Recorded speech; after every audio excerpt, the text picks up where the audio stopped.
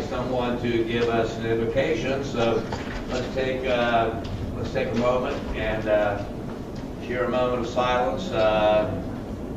First and foremost for our first responders, these folks that we count on to help us sleep better every night. If you would, thank you. Bow your heads.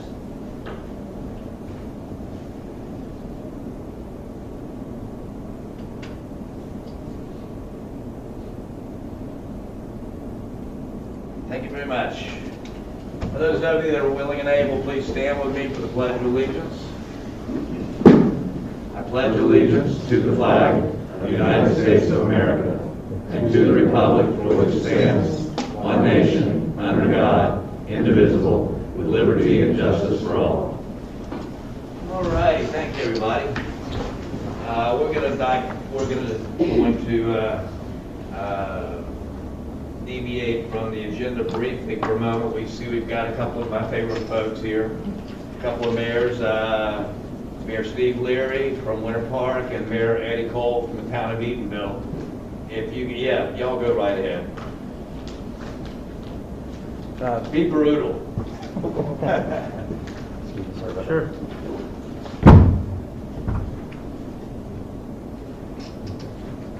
Thank you. Mayor, Commissioners, thank you for the opportunity to be here this evening. I'm terming out, and I will be my last commission meeting on Wednesday, and I wanted to take an opportunity before I do step down to just say thank you for the partnership and the working relationship we've had with the City of Maitland.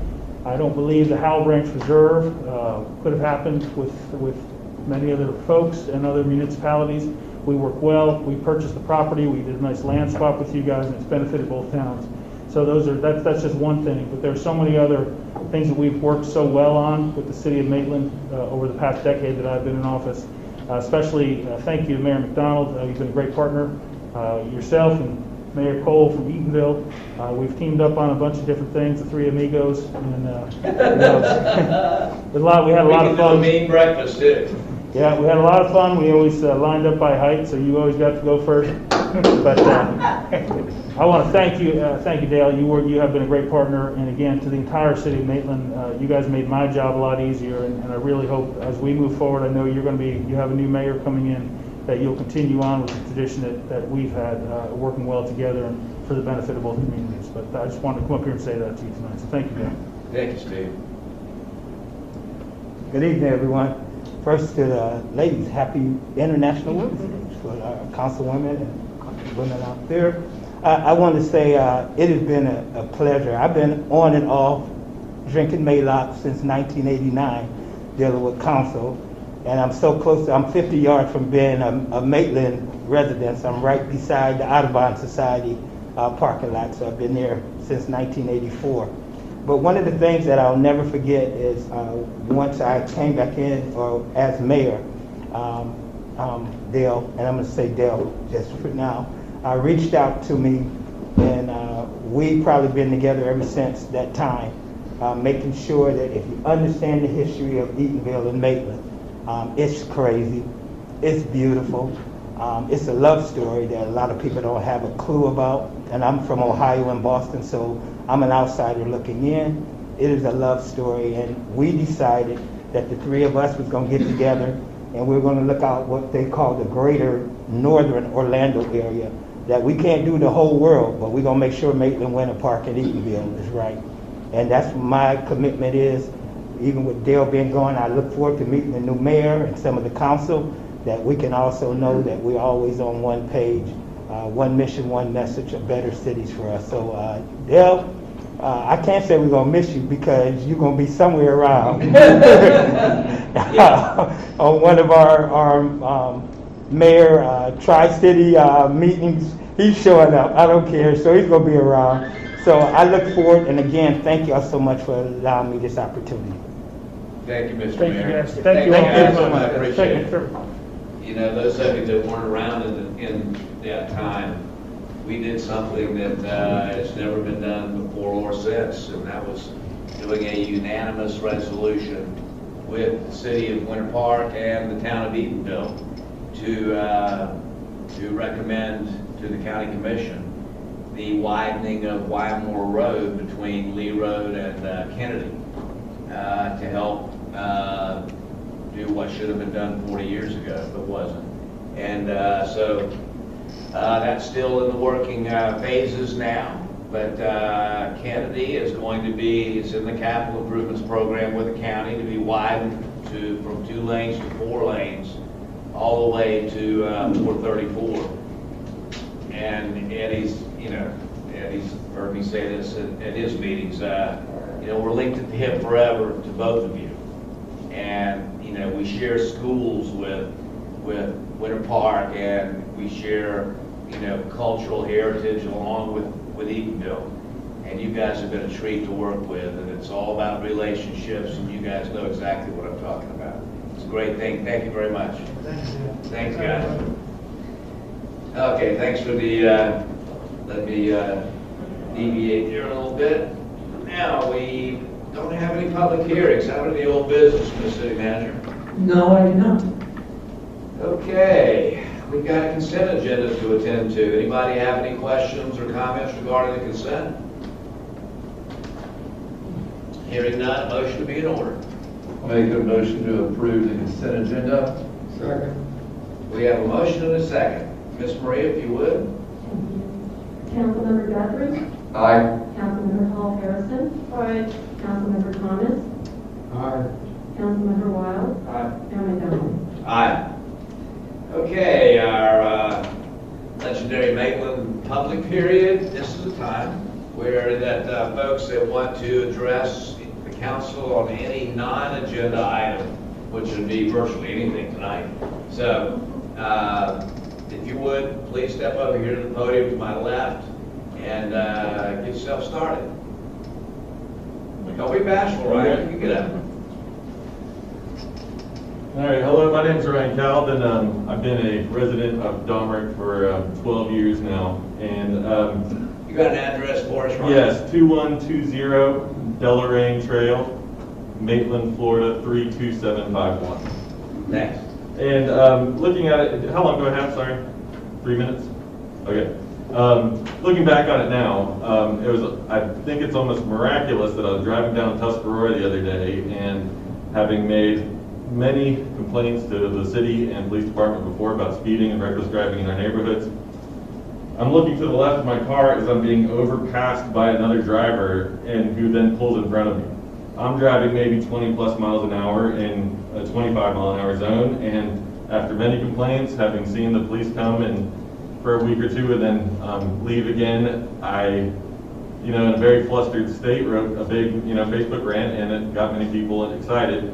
And having talked to a few of you, and thank you for reaching out to me and talking to me, it seems like there's a great consensus in our neighborhood that speeding alone and reckless driving in general is a major concern. And having talked to you, it seems like what I gather is we're on the cusp of receiving the study for a recent 2-year-long road study that will allow us, because we own the roads, if we would want to, reduce the speeding limit from 25 to 20 miles an hour.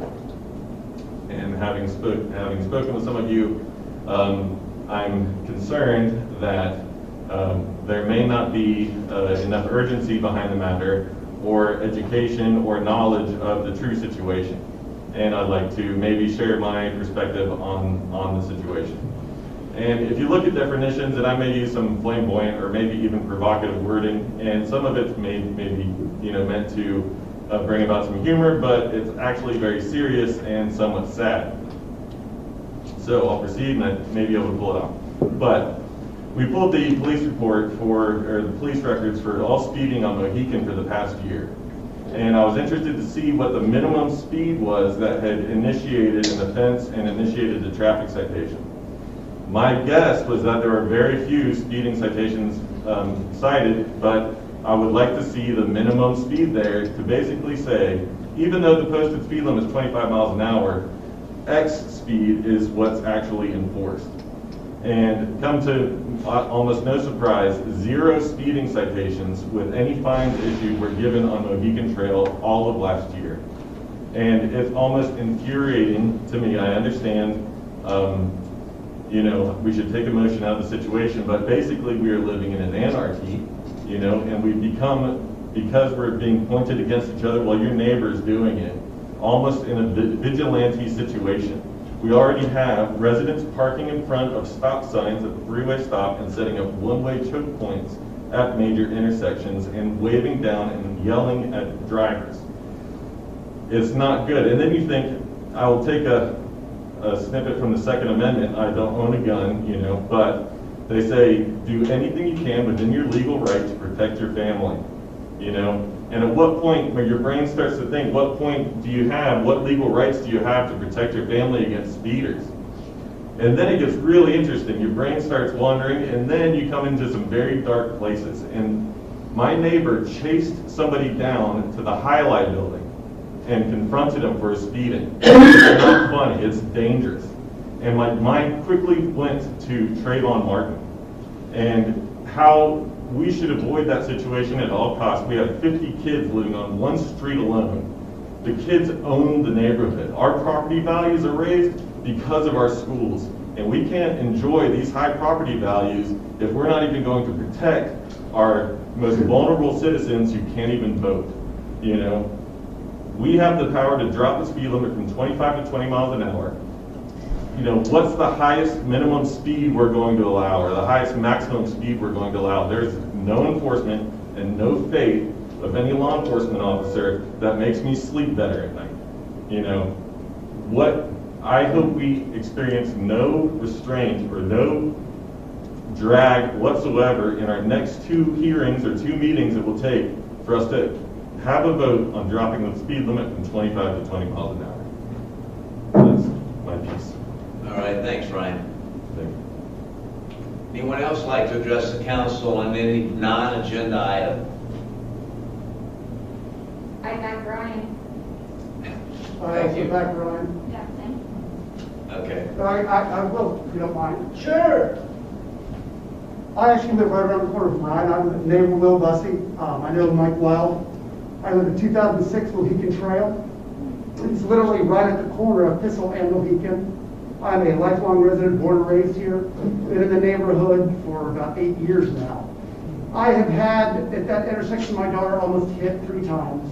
My wife is, God love her, one of these people that has the air horn that will sound it off when people are going by. My neighbor is a baseball coach. We've actually sat on our porches and used it as a speed gun, checking cars going by. And we understand the hurdles it takes sometimes to adjust the speed, to adjust to what's going on. I was a lobbyist for 9 years up in Tallahassee. I know the drill. Yeah, it's a long drill. Yeah. But we just kind of want to make sure that the council knows the severity of this. It really is, like Brian said, our kids are out there. I mean, I've heard people say, well, there's sidewalks and there's bike lanes. We have seen kids almost snipped. I have been tailed down by a tow truck that followed me into my yard because I was doing the speed limit, and he kept honking on the horn and giving the finger. So we just had, I can tell you, you've probably all heard this before, we've got a multitude of stories. But it's something that we seriously think should be looked at, discussed in a very serious fashion, and do what we can do. If it's something that we can't do with speed limit signs, is it something that can be addressed with speed calming humps? I know people don't like those, but lighting, even something as simple as child crossing and school crossing at that corner in particular, and I'm being selfish about that part, but it's it's Mad Max and the Road Warriors between 8, 9, and 3 and 4. So just, again, we thank you for the time to think about this, but please give us some serious consideration. I appreciate it. Thank you, sir. If you'd like. Me? Yeah, if you wouldn't No, I like mean, I that. have all the same stories, I just, Yeah. I'd just like to quickly point out that there is a crossing going in at Thistle and Mohican. I understand that, there's a crossing down the hill, near the school. People still are zipping through and going I'm around. just saying, we are working on a sidewalk and a major crossing, Walmart crossing. So. Go ahead, sir. Darren Pierson at 2231 Gillis Court. And we definitely see the improvements that you guys are doing. I think some of the radar signs that have been installed is a good addition. Obviously, the bike lanes that were just repainted. But the majority of the Dominic community does not have sidewalks. And so we know that the reason most of us live there is for the schools. And the beauty of the neighborhood, which is unlike almost any other neighborhood in Florida, is that our children can walk to school. They can walk to elementary school, they can walk to middle school. Without the sidewalks, though, that becomes an inherent danger. So obviously, the sidewalks would be an extremely expensive endeavor to do with, private domain and condemnation and a lot of different things that would have to happen, whereas just enforcing either the existing speed limit or more importantly, lowering the speed limit would help tremendously. So I think these are easy asks, things that all the parents in the neighborhood would strongly support. So anything you guys can do with your elected positions would be greatly appreciated. So we thank you guys for your focus and attention on this. Thank you again. Anyone else like to address any agenda item or non-agenda item? Okay, we'll go ahead and close the general public hearing. Any questions, comments from anybody? Mike, you mentioned that there was a new crossing being... Yeah, so that bike lane that runs from Mohican to Domrick and Maitland Middle, it runs alongside the church field there. And so a lot of the kids north of Mohican, they got to cross Mohican to get over to that bike trail, which is sort of haphazard now. And after school particularly, that's like a little I-4 of scooters and bikes and skateboards. This is the 8 to 9 and 3 to 4? Yeah, so, the staff is, sort of been on top of that in the plan, but that's, they're gonna link, run that sidewalk on the north side of Mohican. So kids will be able to come from those cross streets and then go down the sidewalk and then have a large, well-striped and well-marked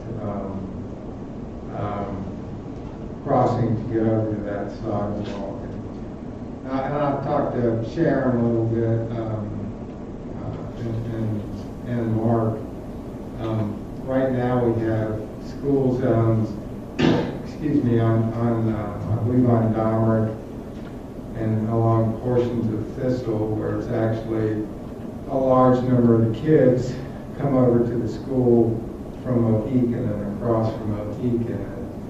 And so as we move forward, and they're also looking at, the staff's looking at doing a study on school zones, and perhaps we can maybe consider adapting those school zones, and if necessary, put one, on Mohican, given the amount of both vehicular and kid traffic. And it's not, things have changed. I mean, you see these kids on electric scooters and kids and they're just zinging. And of course, 6th, 7th graders aren't always so slowing traffic down in that area and making for safer transit across that corridor. It's believe it or not, people have seen these problems and have been looking at ways to address them. Maybe not at warp speed, but certainly at government speed. So I think we'll get there. Okay, Sharon, you can shed some light on us. I know you and I have spoken about what some of the particulars are in terms of statutorily what we do with changing speed limits. Right, so it does, Florida statutes do preempt speed limits to the state, with the exception of municipalities can change it to the minimum of 20, can't go below 20 on streets within a municipality. But you have to do a study. That study was actually, came up in 19, got funded in 20, and then COVID hit and traffic counts weren't going to be useful because traffic was not a regular pattern. So we did start that in September of 2020. We have the draft report, I believe the final report, hopefully this week. And that is going to the Transportation Advisory Board. at their first meeting in April for them to review and make recommendations. So they will have the report in hand by then for TAB to review. All right? Right. Understanding when that meeting is going to be, folks, might be something that you might want to address at that meeting, which will be in this room. I have Ryan's email address, and I told him as soon as, I think the date may be sensitive, I'll get it to him, but it's early April here. Yeah. And as soon as I have a link to the report, anybody who wants to read it, I can put it out on the FTP site. But then it comes back to council most likely as an ordinance. If you're going to change you're going to lower it, you'd want to do a couple whereases just to say that you actually did study it and to meet Florida statute requirements. Yeah. So Sharon, was that a citywide study or was it just a Dominic? It was a Dominic area study. Concerns were brought up there. Actually, started with speeding and the desire for more stop signs or traffic calming, not necessarily reducing the speed limit, but that was part of it. So this was a study to look at traffic counts, what the speeds are, look at those roadways. But you can take those, you don't have to study every single street in the city. You can take that data and say, we can apply this to other streets with single family, homes on it. The key is that it's not unreasonable, which seems to be a pretty low standard. That's kind of what I was thinking. We had, Mike? yeah, I mean, we had, this is a concern, because the concerns we've heard over the last couple of years. I mean, it's pick your street, and we've heard of the issues of whether it be on Dahmer Drive or Arapahoe, Beacon. And I think the unique thing about, we've been talking about this a lot with the sidewalks, is that Dahmer being the older neighborhood, but being where the school is Central Park, there's so many kids going to and from school, and that's been the focus of obviously the sidewalks, is making sure there's a good, safe routes on sidewalks, but that's not going to help necessarily speeding in and of itself. So I know, Sharon, we've been talking about this a bunch over the years, just because people have been not happy. And what are the best methods? So I mean, I think we're interested to see what this report has to say to give us the justification tools to be able to address this, whether it's lowering speed limits, whether I think there's clearly all options that we're going to have to look at to see about what can we do to make a difference. Because I mean, look, we all see it. We all see it around the neighborhoods. And it's at all times of night. Oh, yeah. I walk my dog at night. I know exactly where I've got to duck into certain driveways, and people go around the turns too fast, and you know where you shouldn't walk. And so, looking at all of that comprehensively, I think is something we definitely need to do. So, and obviously, the input from the feedback from the community saying where are the trouble spots and where the attention needs to be paid. So the next steps, just so we can summarize here, TAB. Beginning of April. Yep. Yeah, and then it comes to you all. And that information about when those meetings happen, how are we getting that out now? Website? So yeah, all of our meetings are on the website, but I will email Ryan, and I know he has a Facebook capabilities. There's no issue with them not Yeah. knowing. He'll probably get more hits than we would on our page. Well, in my conversation with Ryan last week, tried to look at it on a little bigger picture, because frankly, we face a similar issue. We would not approve a subdivision today that didn't have sidewalks already in it. Now, we've got 60-year-old subdivisions over there where that wasn't necessarily a part of it in those days. And that was certainly cheaper to not put sidewalks in. Of course, the problem didn't exist then. Dominic wasn't built till 65. So Maitland built following that. So this is part of the renovation, if you will, of the modernization of what this fabulously located city is. And sooner or later, we're going to have to be the adults up here and say this stuff's got to be done. Whether it's sidewalks, whether it's God help me to get started with sewer lines and water lines. Every bit of it's old and outmoded. And never intended or even imagined that there would be the kind of activity that there is, you know, in a smaller area. And Ryan and I talked about, which I think is very valid to consider, why aren't we going to think about doing this citywide in single-family areas? I'm not sure that this is necessarily just a Domrick problem. It really brings up the question of equality. Hold on, Ryan. Sorry. But so again, thinking about it on a blanket, you know, comprehensive basis, Winfield and other areas out on the west side of town have got to have similar problems. Thanks, Amelia, Catherine. Yeah, oh yeah, there's nothing new to this because, again, you all have heard me talk about this ad nauseum, but it's never ad nauseum with me. Maitland's never seen the traffic that we have. Maitland is a cut-through city, just like Winter Park is. There is no other way to get to the interstate for all of South Seminole County, East Orange County, except to 436, Howell Ranch Horatio, or Aloma Fairbanks. We're stuck. And so people are going to be coming through Winter Park, through Maitland. And some of that is, as you mentioned, Ryan. And again, I don't want to, you know, get into neighbors and all that, but realistically, we know that all that's true. So, these are things we've got to consider long term. So, anything that, Sharon, that you'd like to suggest beyond the study or going to TAB or? No, I think that's the logical next step. Ryan, that's a good spot to be. There'll be public periods at the Transportation Advisory Board. They are the smartest people we have in this city. All the members of TAB are traffic guys or traffic people. So they know what they're talking about, the lingo, you'll get it, they'll get it. So a study that they can see and work on is going to be helpful for everybody. Anything else you want to add, Lindsay? Any thoughts? Ditto?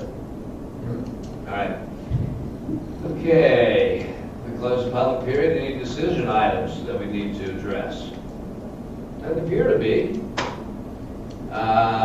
Anything we want to discuss that's not about traffic in Domrick for the moment?